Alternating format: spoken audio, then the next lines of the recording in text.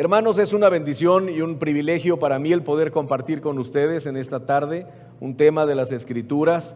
Mis hermanos en el programa me hicieron favor de dirigir una lectura en el Evangelio de Juan, capítulo 13. ¿Lo recordamos? Ahí estuvimos, fuimos dirigidos por mi hermano para leer el capítulo 13 de Juan. Ese capítulo 13 es conocido como el famoso capítulo del servicio, porque es ahí donde el Señor Jesús le habla a los discípulos y los invita a servir. ¿Y se acuerdan qué acción desarrolló el Señor para invitarlos al servicio a los discípulos? ¿Cuál fue? Lavado de los pies. Otra pregunta, ¿labor sencilla o difícil?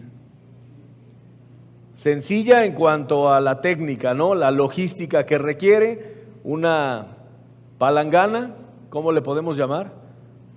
Bandeja, ¿ah? Una tina, exactamente, sí, una tina y luego una toallita y el agua, por supuesto, ¿verdad?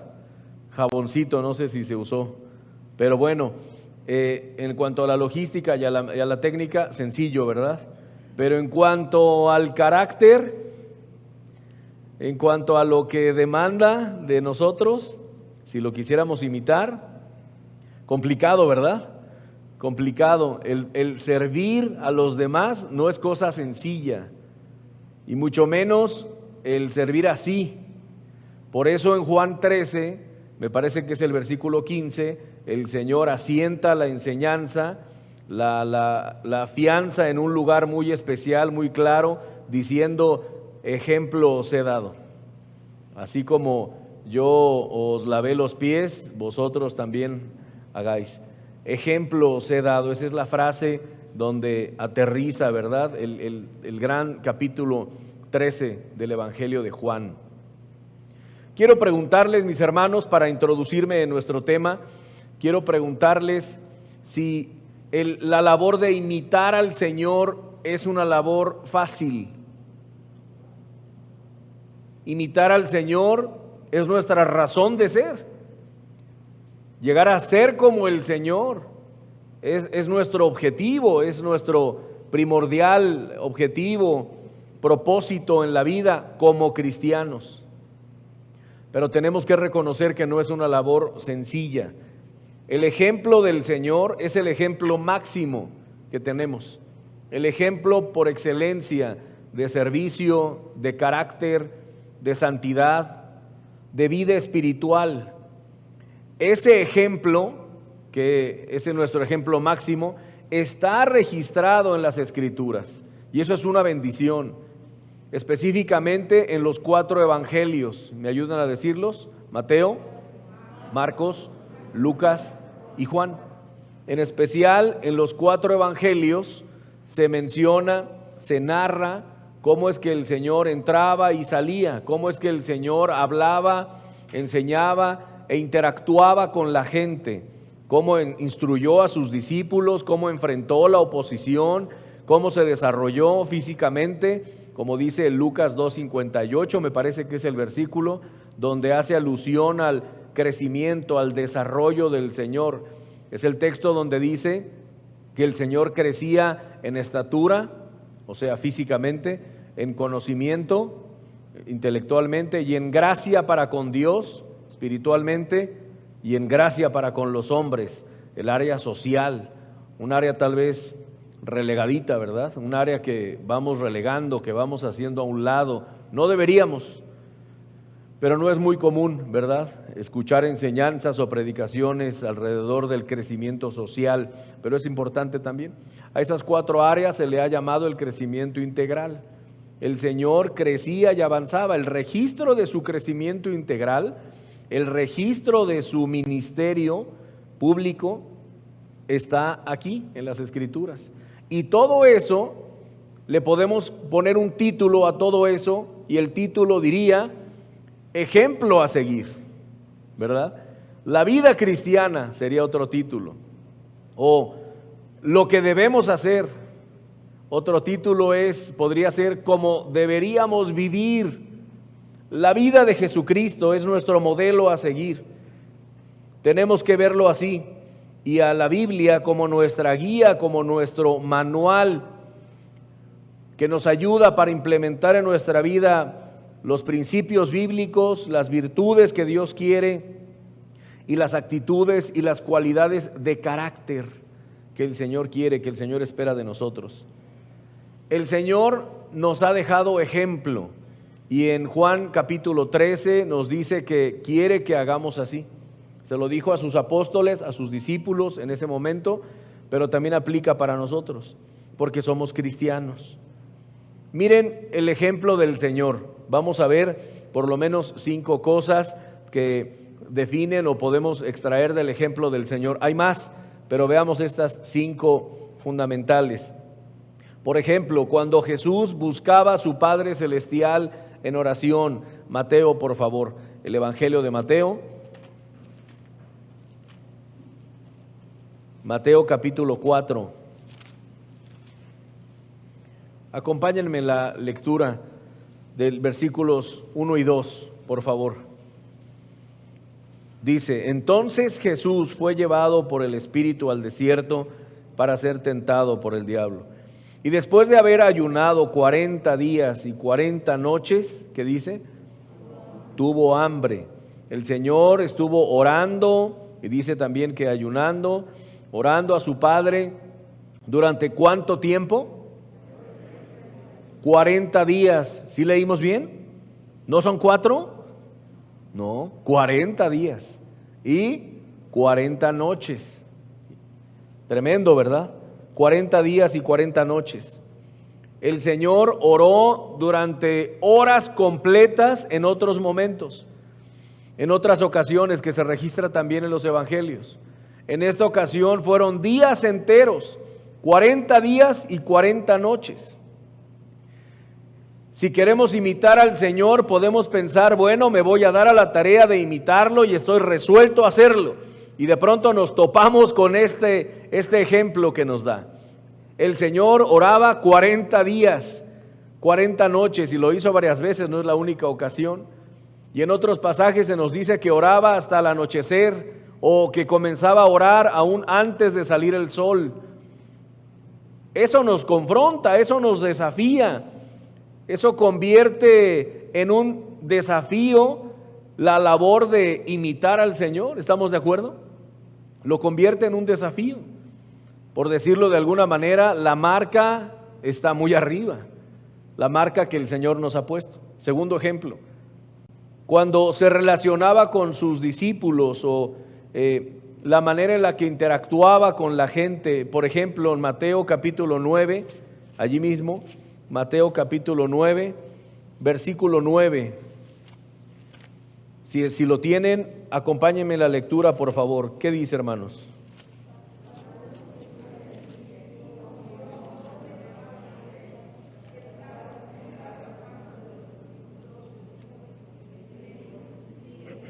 Le dijo, gracias hermanos, le dijo a Mateo, Leví también llamado, publicano, estaba ahí sentado a la mesa de los tributos, y el Señor pasó y le dijo la única palabra que expresó el Señor, ahí está registrado: sígueme. Y dice el texto, y se levantó y le siguió. En Juan capítulo 1, versículo 43, otro momento, otra persona, el Señor dice en el 43, se acercó a otra persona, dice: el siguiente día quiso Jesús ir a Galilea y halló a Felipe y le dijo: sígueme. Y le siguió también. Si leemos la narración, el resto del pasaje, le siguió, fue uno de sus discípulos también. Ese poder de convocatoria es impresionante. Yo, en mi opinión, desde mi punto de vista, tú puedes disentir, puedes tener otro punto de vista, pero yo no veo un milagro ahí.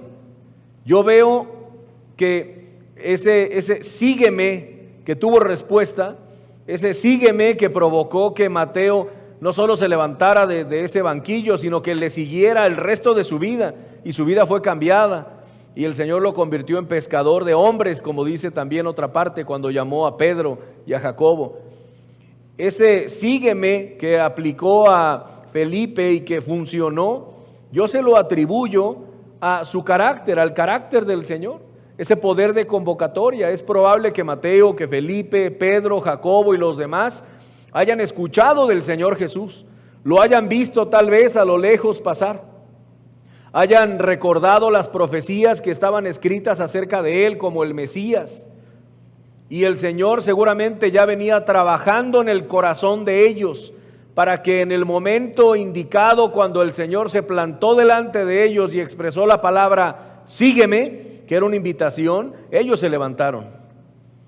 Es interesante, hermanos, la marca que nos pone el Señor, ese poder de convocatoria, ese carácter que respaldaba su vida, de manera que cuando Él extendió una invitación como esta, ellos respondieron. Y uno se pone a pensar en uno mismo, ¿verdad? Y vienen a la mente las ocasiones en que hemos invitado a familiares y amigos a alguna actividad evangelística o algún campamento o a la iglesia, a una reunión dominical, y nos dicen, claro, sí, y no llegan, ¿verdad? O nos ponen una excusa y otra, y la verdad es que eso hasta nos puede desanimar, ¿verdad? Tenemos que seguir haciéndolo, tenemos que seguir invitando, pero también tenemos que reconocer que no es fácil, no es cualquier cosa. El Señor nos pone el ejemplo, otra vez nos pone una marca alta. Siguiente ejemplo, cuando tuvo compasión de las multitudes, en medio de multitudes, miles de personas, miren lo que el Señor manifestaba. En Mateo también capítulo 15, por favor, Mateo capítulo 15, aquí se registra una historia llamada o titulada La alimentación de los 4,000. Puede tener diferentes títulos, ¿verdad? Las ediciones bíblicas, pero hay una más que se registra también en los evangelios, que es la alimentación de los 5,000. Y dice el pasaje, en los dos pasajes, que ese conteo solamente contemplaba a los varones, de manera que las mujeres faltan y todos los hijos. Así que podríamos multiplicar ese número por 3, por 4, por 5 tal vez, y estamos en el rango. Tremendo, ¿verdad? ¿Para qué menciono esto? Para que nuestra mente esté la tremenda multitud que estaba alrededor del Señor. Dice en Mateo, capítulo 15, versículo 32, y Jesús llamando a sus discípulos dijo, acompáñenme en las palabras del Señor: tengo compasión de la gente, porque ya hace 3 días que están conmigo y no tienen qué comer, y enviarlos en ayunas no quiero, no sea que desmayen en el camino. Qué interesante. Tenemos un término nosotros, ¿verdad? Como mexicanos, no sé si exista, pero cuando hay mucha gente y ya queremos salir de ahí, ya queremos aislarnos, irnos a casa, decimos me he engentado, ¿verdad? ¿Alguien lo ha buscado en el diccionario? ¿Sabe si es real? ¿Sabe si existe? ¿Quién sabe, verdad? Tal vez pronto la van a agregar. Bueno, pero la entendemos, ¿verdad?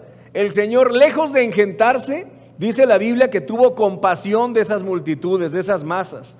Imagínense, nosotros cuando estamos en medio de una aparente multitud, esa multitud no nos está hablando, nosotros no somos el centro de atención de esa multitud. A veces solamente es por algún motivo, ¿verdad? No sé, no se me ocurre momentos donde estar con multitud más que en un mercado tal vez, en un tianguis, ¿sí? ¿Se acostumbran los tianguis acá en Puebla? ¿Más o menos? Allá en Querétaro son fan de los tianguis. Yo no, pero mi esposa sí. y por lo mismo, ¿verdad? Me engento. Y eso que no nos están hablando a nosotros. Pero en el caso del Señor, esas 5,000 que dijimos, 15,000 o 20,000 personas tal vez, personas estaban hablándole a Él, le estaban preguntando, lo estaban observando, lo estaban siguiendo. Y a pesar de eso, dice la Biblia que el Señor experimentó o tuvo compasión de la gente. Nuevamente, la marca que nos pone es alta para seguir. Y por último, cuando fue firme también el Señor contra sus adversarios, los resistió con equilibrio.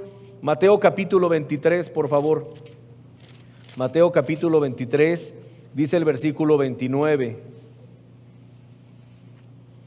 Acompáñenme en la lectura, Mateo 23, 29. El Señor está hablando Está confrontando a los fariseos, a los escribas, a los adversarios, a los religiosos.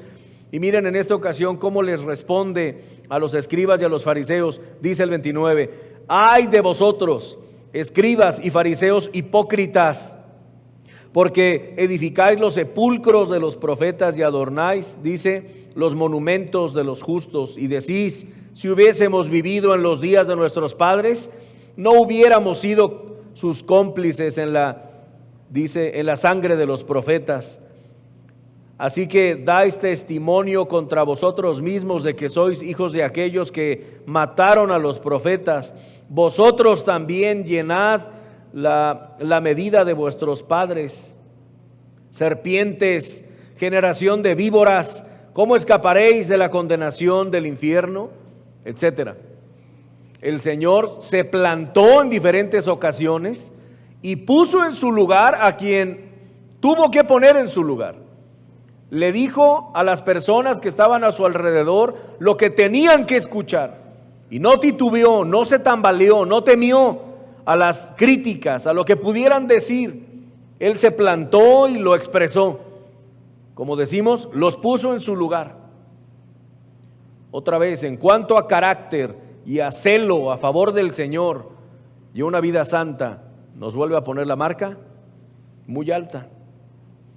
Esto en general, hermanos, podríamos dar muchos más ejemplos que describen el carácter y la vida del Señor, pero este es el ejemplo de aquel a quien llamamos Maestro y Señor. Estos términos, rabí, que se traduce maestro, raboni también, maestro, y curios, que se traduce Señor, son dos términos sumamente significativos. Si le decimos al Señor Maestro, y si le decimos Señor con S mayúscula del griego kurios, es porque lo es. Porque Él nos va a instruir como maestro, Él nos va a enseñar como maestro, Él nos marcará la pauta para seguir como maestro. Y si le decimos Señor, es porque estaremos dispuestos o estamos dispuestos a servirle como sus siervos. Por eso usamos esos términos.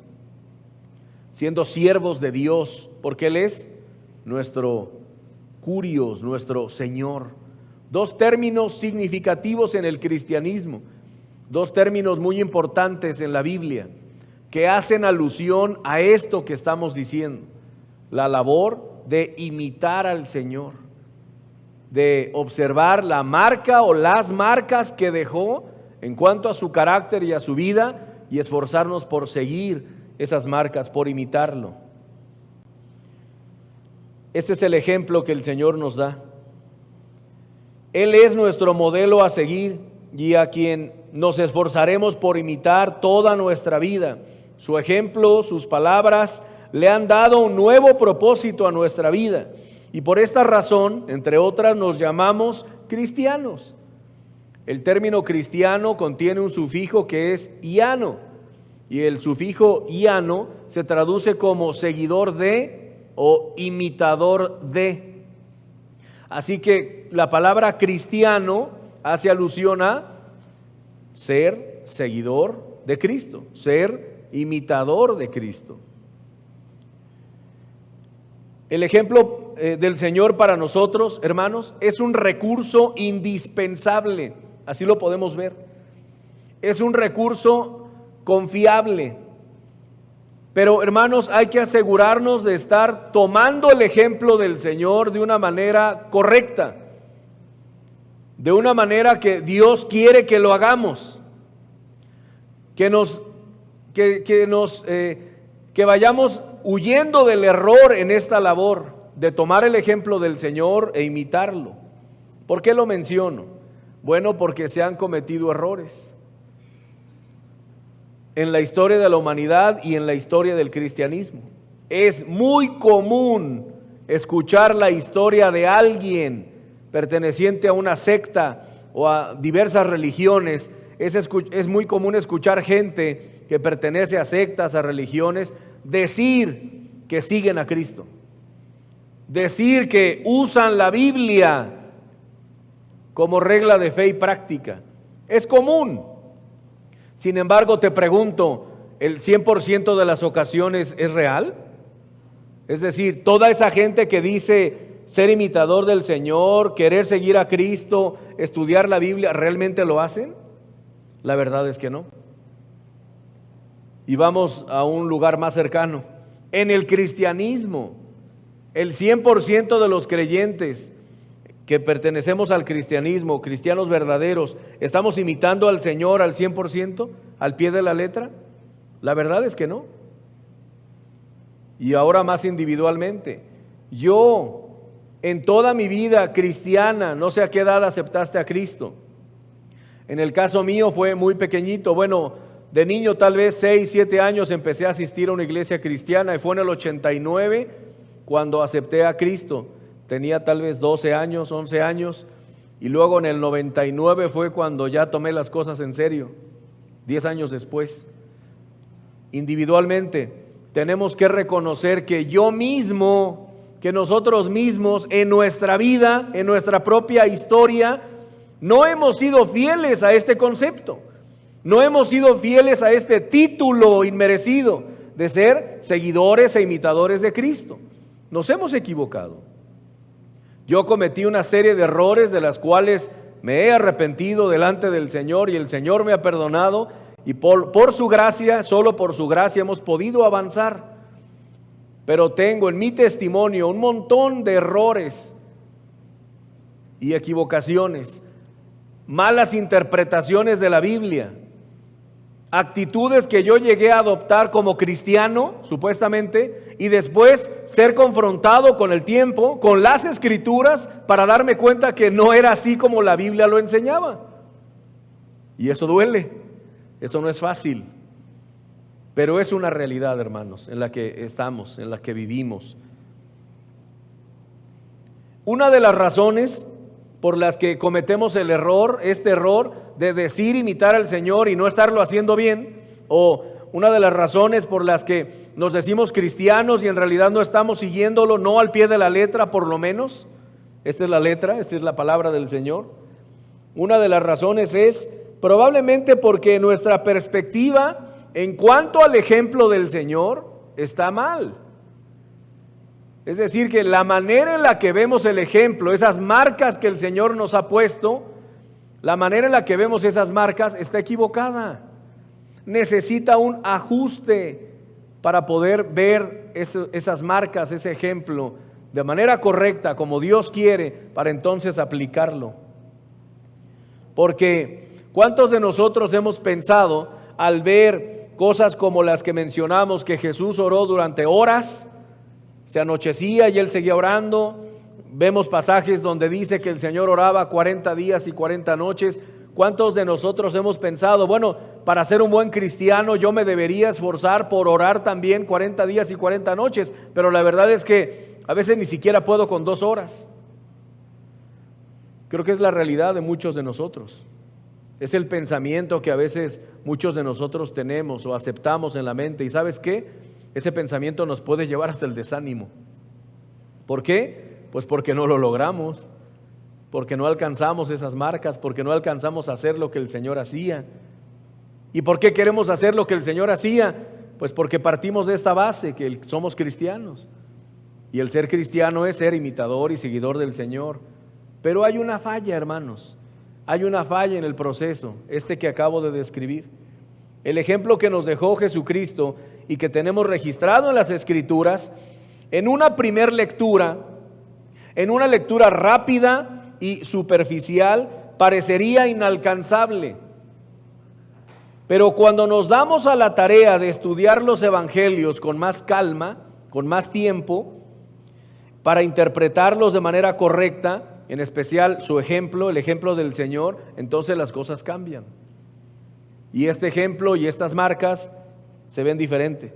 Ya no son inalcanzables, sino son algo posible en nuestra vida.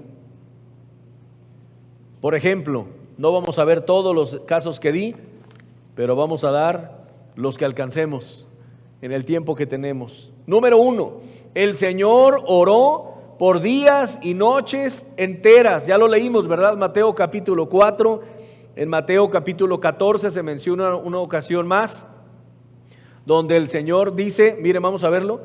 Mateo capítulo 14, versículo 22. Enseguida Jesús, Mateo capítulo 14, versículo 22, dice: enseguida Jesús hizo a sus discípulos entrar en la barca e ir delante de él a la otra ribera, entre tanto que él despedía a la multitud. Y luego dice el 23: despedida la multitud, subió al monte a orar aparte. Y cuando llegó la noche, ¿lo notaron? Cuando llegó la noche, estaba allí solo. ¿Qué estaba haciendo ahí? Orando. Dice que llegó la noche y él seguía orando. Y en Mateo 4 y en otros pasajes se menciona que también días enteros oraba. Bueno, al ver este ejemplo, tal vez decimos: yo ni siquiera logro orar 2 horas completas o 1 hora, no lo logro. ¿Cómo voy a imitar al Señor en esto de orar durante días enteros? Y esto podríamos concluir y nos podríamos desanimar y podríamos decir: no puedo imitar al Señor en esto. Pero si cambiamos nuestra perspectiva, las cosas cambian. Miren, las Escrituras no nos hablan de un tiempo específico para orar. Es decir, la Biblia no nos enseña o no nos dice cuánto debemos orar. Pero lo que sí dice es cómo debemos orar. Y ahí está el ajuste. Ahí está el cambio de perspectiva. De manera que si obedecemos al Señor, si obedecemos su palabra, en cómo debemos orar, estaremos imitando al Señor, aunque no oremos 40 días y 40 noches, aunque no oremos por horas seguidas. Y te animo y me animo para que oremos el mayor tiempo posible. Eso sí dice la Biblia, que oremos sin cesar y que oremos insistentemente, pero no dice cuánto. La Biblia sí dice esto. Santiago capítulo 1, por favor, versículo 5. Santiago 1:5. Si alguno de vosotros tiene falta de sabiduría, pídala a Dios, el cual da a todos abundantemente y sin reproche, y le será dada. Versículo 6. Pero pida con fe. Ahí está. Eso sí dice la Biblia, que pidamos con fe, no dudando nada, porque el que duda es semejante a la onda del mar, que es arrastrada por el viento y echada de una parte a otra. Y luego dice el 7, acompáñenme: no piense pues quien tal haga, que recibirá cosa alguna del Señor. Y en Hebreos 11:6 dice que sin fe es imposible agradar a Dios. Así que la Biblia sí nos habla de orar con fe. También la Biblia dice en Santiago capítulo 5, versículo 13, dice: ¿está alguno entre vosotros afligido? Haga oración. Dice en 1 Tesalonicenses 5:17, orad sin cesar. Dice en Hebreos 4:16, acerquémonos pues confiadamente al trono de la gracia, para alcanzar misericordia y hallar gracia para el oportuno socorro. La Biblia sí nos dice que debemos insistir en la oración, sí nos dice que debemos orar con fe. También, tercera cosa, nos dice que debemos orar con ruegos. Dice Lucas capítulo 10, miren, Lucas capítulo 10, vamos ahí por favor. Lucas capítulo 10.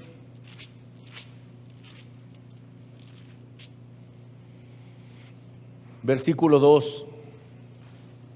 Y les decía el Señor a sus discípulos: la mies, o sea, su obra, a la verdad es mucha, mas los obreros pocos. Por tanto, ¿qué dice después? ¿Qué palabra dice? Rogad al Señor de la mies que envíe obreros a su mies. ¿Por qué no dijo solamente orad que el Señor envíe obreros? ¿Por qué no dijo solamente orad por obreros? El Señor agrega y nos aclara, y es lo que la Biblia enseña: rogad al Señor de la mies. Ese es el Dios Todopoderoso. Rogad al Señor de la mies que envíe obreros a su mies. Capítulo 26, versículo 39. dice también.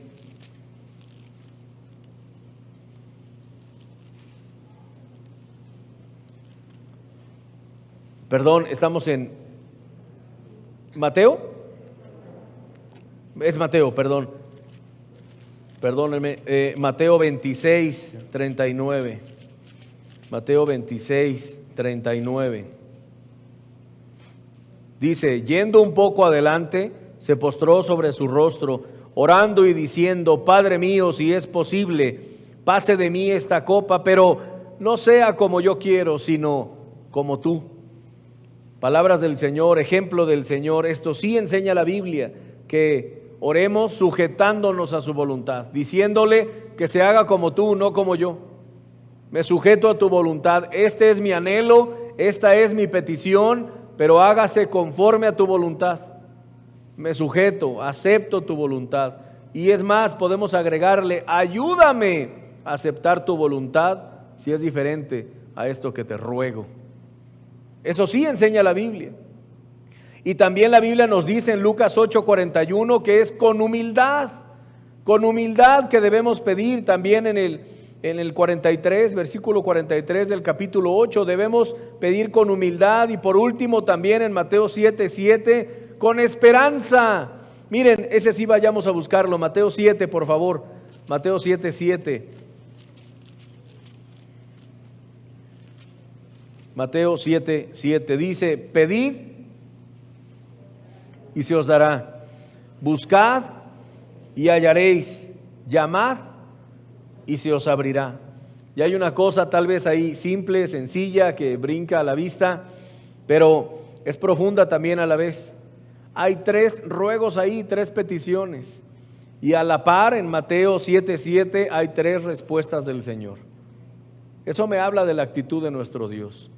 Dice ahí, pedid, buscad, llamad. Y ahí mismo dice que en cuanto al que pide, se le dará. En cuanto al que busca, hallará. Y el que llama, se le abrirá. Eso es lo que hace el Señor, hermanos. Es lo que hace el Señor cuando nosotros le pedimos, con esperanza, con ruegos, con humildad, sujetándome a su voluntad, con fe, sin cesar, insistentemente. Esto, hermanos, sí enseña la Biblia. Y si tú y yo nos esforzamos por orar de esta manera, podemos decir con certeza que estamos orando como nuestro Señor Jesucristo lo hacía, sin tener que decir que oramos el tiempo que el Señor lo hacía. ¿Está claro? Qué bendición, ¿verdad? Esto sí lo puedo hacer. Tal vez la marca, como lo vimos o como lo estábamos viendo o planteando, no lo podría alcanzar. Esa marca no la podría alcanzar. Pero ya que cambiamos las cosas en cuanto a la perspectiva, esto sí lo puedo hacer. Y al hacerlo, estaré orando como el Señor lo hizo. No el tiempo que Él lo hizo, pero sí como el Señor oraba. Esto nos debe animar, hermanos. Sí podemos ser buenos creyentes. Porque de ser inalcanzable el ejemplo del Señor, de ser esas marcas que el Señor nos puso difíciles o imposibles de alcanzar, entonces no podríamos aspirar nunca a ser buenos cristianos, buenos imitadores del Señor. Tendríamos que conformarnos con ser malos imitadores de Cristo. Pero hermanos, esa no es la idea del Señor. Eso no es lo que la Biblia enseña. Así que en esta tarde, mi hermano, con cariño y con firmeza también te digo, si Satanás o si tu carne, si mi carne ya nos había convencido que el nivel de vida espiritual que he alcanzado el día de hoy, hasta ahí llegué, que ese nivel está bien, yo te exhorto en el amor del Señor, te animo que no te conformes. El Señor quiere que vayamos por más, que sigamos creciendo. Si las circunstancias, si la gente, si nuestra carne nos había dicho que la manera en la que estaba imitando al Señor estaba bien, porque pues ¿quién puede imitar al Señor así al pie de la letra? Nadie. Si tú ya te habías convencido de eso, yo te animo, hermano, en esta tarde, que sueltes esa idea, que sueltes esa mentira de Satanás. Es posible, hermanos, ser como el Señor. Por cierto, es el título del tema de la enseñanza, no lo había mencionado. Es posible ser como el Señor. No nos dejemos engañar por el diablo, por nuestra carne, o por enseñanzas a veces mal aplicadas o no con sustento bíblico. Segundo ejemplo, el Señor hizo milagros, hizo muchos milagros. Y alguien dirá, ahí sí ya no, hermano, ahí sí ya no vamos a poder hacerle como el Señor, porque eso ya no está vigente. Bueno, vamos a ver lo que dice la Biblia. ¿Está bien? Nadie se espante. El Señor hizo muchos milagros. Miren, Mateo capítulo 9, versículo 1 en adelante. Entonces, entrando Jesús en la barca, Mateo capítulo 9, versículos 1 en adelante. Entonces, entrando Jesús en la barca, pasó al otro lado y vino a su ciudad. Y sucedió que le trajeron a un paralítico tendido sobre una cama. Y al ver Jesús la fe de ellos, dijo al paralítico: ten ánimo, las palabras del Señor, ten ánimo, hijo, tus pecados te son perdonados. ¿Qué dice el 3, hermanos? Acompáñenme por favor en voz alta. Entonces algunos de los escribas decían dentro de sí: este blasfema. Y conociendo Jesús los pensamientos de ellos, dijo: ¿por qué pensáis mal en vuestros corazones? Porque ¿qué es más fácil decir? ¿Los pecados te son perdonados? O decir, levántate y anda. ¿Se entiende la pregunta? ¿Se entiende el desafío que les plantea? Ellos se burlan de él, lo critican, y entonces el Señor nuevamente los pone en su lugar y les hace una pregunta sencilla. ¿Qué es más fácil decir a una persona, tus pecados te son perdonados? Entendiendo que aquello no se puede verificar. No podemos saber, ir a preguntarle a Dios, sí se los perdonaste, Señor, por la palabra de Él. No lo podemos verificar. Entonces el Señor está preguntando, ¿qué es más fácil? Decirle a alguien, tus pecados te son perdonados. Ve en paz, hijo mío. Dice el Señor, ¿es más fácil eso? O decirle a un paralítico que tal vez nació así, sin la posibilidad de caminar, decirle, levántate y anda, y entendamos, y que se levante y ande. Eso es comprobable, ¿verdad? ¿Qué es más fácil? ¿Lo primero o lo segundo? Lo primero, obviamente. ¿Por qué? Porque no se puede verificar, no se puede comprobar. Y lo segundo, ¿en qué momento se corroboraría? ¿En qué momento se comprobaría? Pues sí, cuando se levante, ¿verdad? Siendo un paralítico, allí está el milagro. Eso significa que si el Señor le dice al paralítico, levántate, y el paralítico se levanta, significa que a este que le dijo, tus pecados te son perdonados, bueno, que fue el mismo, entonces es Dios, porque solo Dios perdona pecados.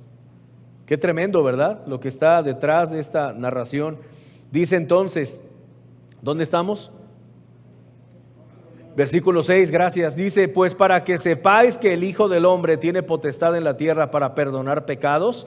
Luego dice entre paréntesis, dice entonces al paralítico, levántate, toma tu cama y vete a tu casa. ¿Qué dice el 7? Ahí está la comprobación. Entonces, cuando le dijo tus pecados te son perdonados, ¿estaba mintiendo? ¿Estaba haciendo alarde? No, porque es Dios. Qué tremendo, ¿verdad? El Señor hizo milagros y como muchos más. Por razones de tiempo no vamos a ver más, pero sé que tú los has leído y te animo para que los busques. Allí mismo en Mateo, en el capítulo 9, avanzando al versículo 18, también hay otro caso donde el Señor sana a una mujer enferma de flujo, donde resucita a una pequeñita, donde sana a 2 ciegos, donde libera a algunos endemoniados y los sana. Y el Señor desarrolló su ministerio acompañado de milagros, uno tras otro. Y cuando en nuestros días, en nuestro cristianismo decimos, quiero seguir al Señor, quiero imitarlo, quiero respetar el término que el Señor me ha dado, el título que el Señor me ha dado, ser cristiano, imitador y seguidor del Señor, y de pronto me topo con esto, el Señor hizo milagros, y yo digo, ay caray, ¿cómo le voy a hacer? ¿Cómo le voy a hacer para poder ser un buen cristiano? Entonces tengo que hacer milagros. Bueno, vayamos a la Biblia para saber qué dicen las Escrituras. Al leer los milagros del Señor, también podríamos decir, esto está en el campo de lo sobrenatural, es porque Jesucristo es Dios. Él tiene control sobre su creación, y es verdad, sobre la enfermedad, sobre los demonios, sobre la materia. ¿Te acuerdas cuando multiplicó los panes y los peces? Lo multiplicó, tiene poder sobre la materia. Y luego agua simple la convirtió, cambiando su composición, la convirtió en vino en las bodas de Canaán. Famosa historia, ¿verdad? El Señor tiene poder sobre la materia. El Señor tiene poder también sobre su creación. ¿Se acuerdan cuando calmó las tempestades? El Señor tiene poder sobre su propia creación. Y uno podría pensar, por eso es que Él hace milagros, por eso es que el Señor anduvo así, ayudando a la gente, sanando enfermedades y dolencias, y también echando fuera demonios. Pero ¿por qué el mismo Señor dijo que nosotros haríamos cosas mayores que Él, después de Él? Y eso lo mencionó hace 2000 años, o sea, en el primer siglo. Porque debemos cambiar nuestra perspectiva. No para empezar a hacer milagros o intentar hacer milagros a través de mi mano como se hace en el mundo carismático. Eso es una enseñanza nefasta que se difunde y que solo intenta llamar la atención, pero son mentiras. No es a través de mi mano que fluye el poder de Dios, y no soy yo quien decide dónde se va a obrar un milagro y dónde no. ¿O sí? No, la Biblia no enseña eso. Pero mira lo que sí enseña la Biblia para imitar al Señor en cuanto a lo que Él hacía cuando desarrollaba milagros. Para usar de manera correcta el recurso que dijimos, que el ejemplo del Señor es un recurso, ¿verdad? Para usar de manera correcta este recurso del ejemplo de Jesucristo cuando hizo milagros, debo vivir mi cristianismo y buscar a Dios como el Señor lo hizo. Mira, 4 ejemplos. Debo vivir mi cristianismo con confianza en el poder de Dios. Con confianza en que Dios, el hacedor de milagros, es real, existe y está conmigo. Eso debería afectar mi actitud en la vida.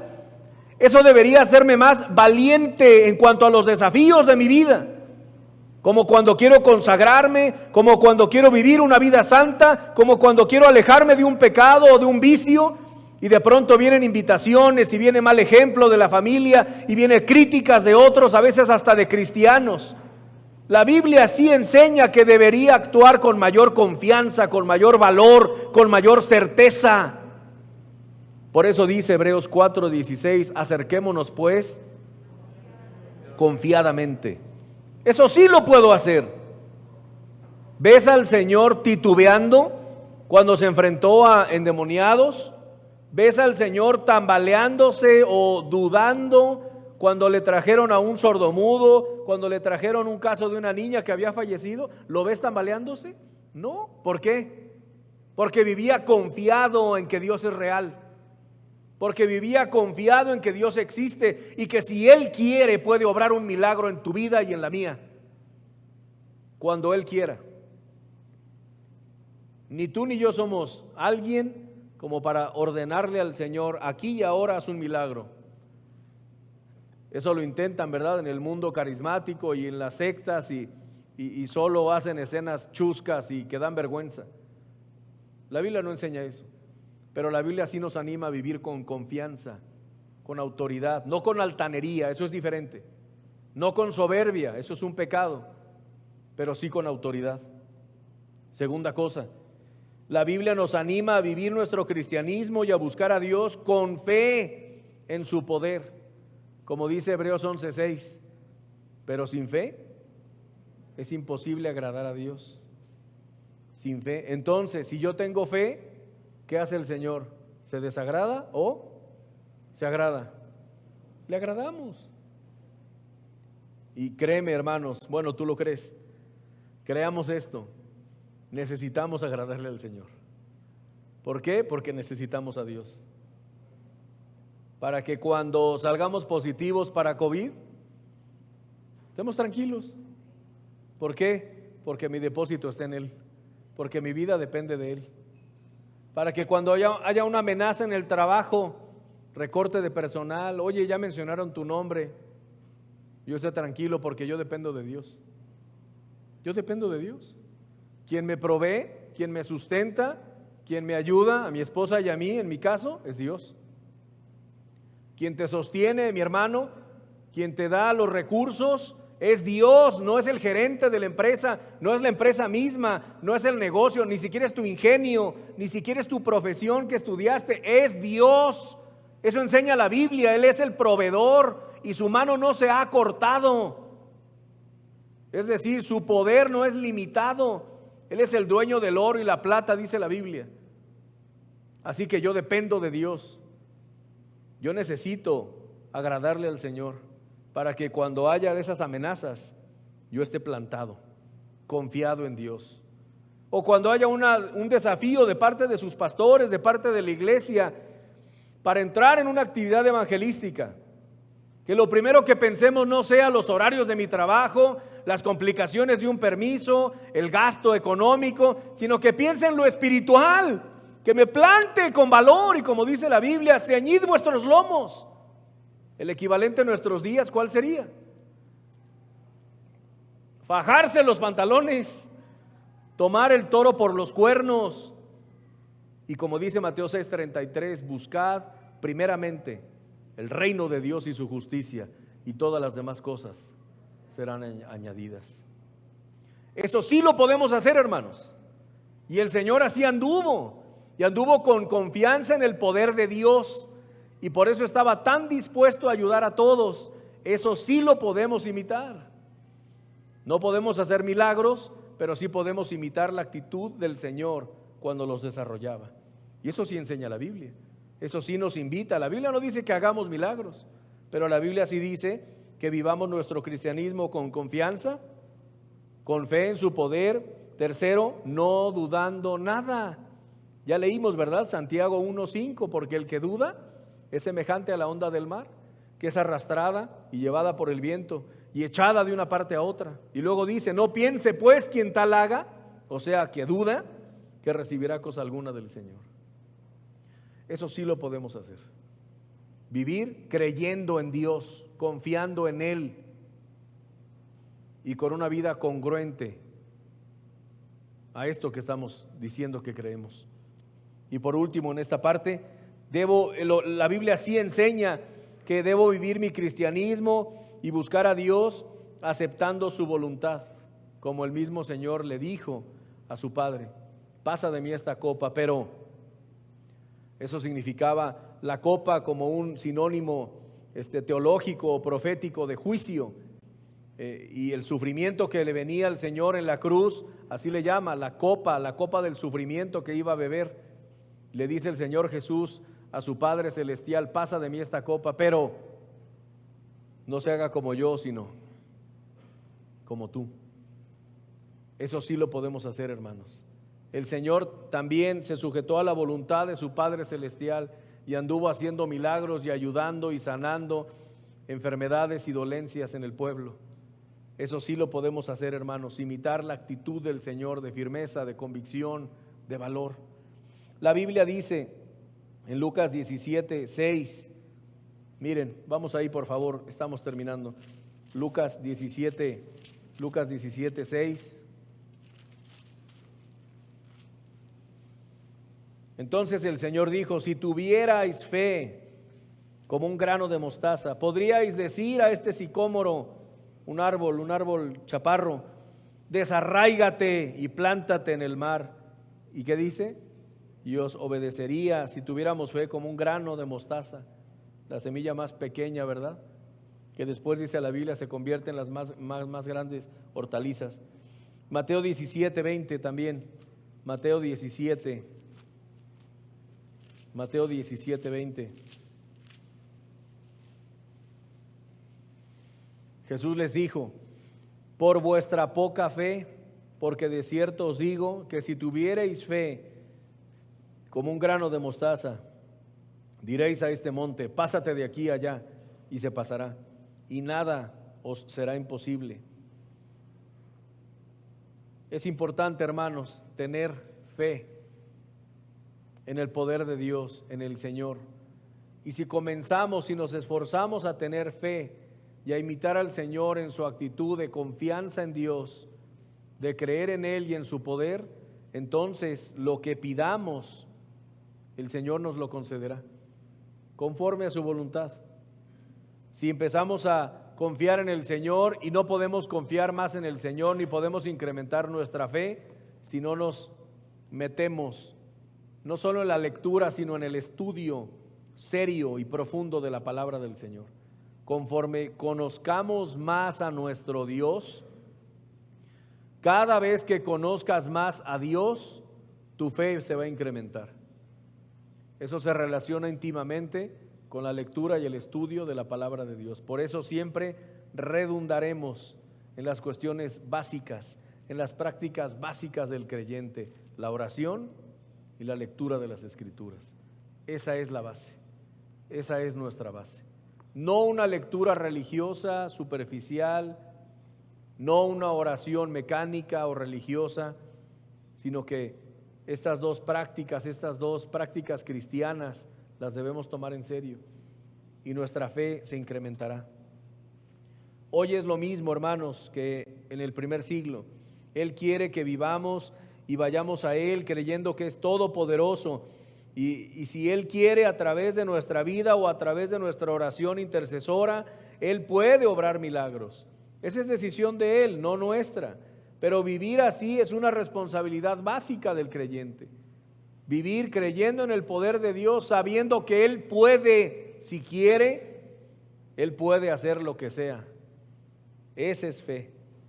Entonces, el Señor no espera que la labor de imitar a su Hijo Jesucristo y seguirlo sea haciendo milagros, o sea, orando 40 días y 40 noches, sino obedeciendo lo que la palabra de Dios sí dice. Pongámonos de pie, hermanos, y vamos a rogarle al Señor que nos ayude para poder ser buenos imitadores de Jesucristo, corrigiendo nuestra óptica, corrigiendo nuestro punto de vista para tener una interpretación correcta, ¿verdad?, de esto. Vamos a orar, hermanos. Bendito Dios, te alabamos, te bendecimos tu nombre, porque eres bueno, Señor. Te damos las gracias porque en tu palabra hay instrucción, porque a través de tu Espíritu Santo nos das luz, nos iluminas para poder comprender las Escrituras. Gracias, Señor, porque nos has aclarado en esta tarde que para ser buenos cristianos, buenos imitadores de Jesucristo, de tu Hijo Jesucristo, no tenemos que hacer tal como el Señor hizo, sino hacer lo que tu palabra enseña. Ayúdanos, bendito Dios, para poder ser como el Señor, para poder imitarlo, para poder seguir sus pisadas, pero sin desprendernos del manual para el creyente que es la Biblia, las Escrituras, tu palabra. Te ruego, Señor, que nos ayudes. Ayuda a mis hermanos, bendice, Señor, esta congregación, bendice a sus pastores, a sus líderes, está con ellos, Señor. Prospera la obra de sus manos, prospera y bendice los planes que ahora mismo se están desarrollando en la planeación que está teniendo. Ayúdale, Señor, dales sabiduría. Está con nosotros. En el bendito nombre de Jesús te pedimos esto. Amén. Pueden tomar su lugar, hermanos. Gracias por su atención, que Dios les bendiga.